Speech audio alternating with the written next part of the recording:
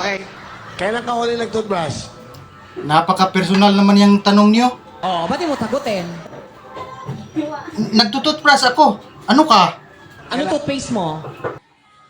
Toothbrush ang pinag-uusapan. Kailan ka huli nag-toothbrush? Kanina.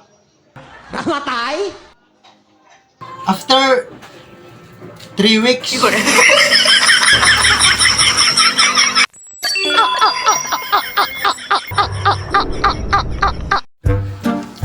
Be, bukas punta tayo sa bahay namin.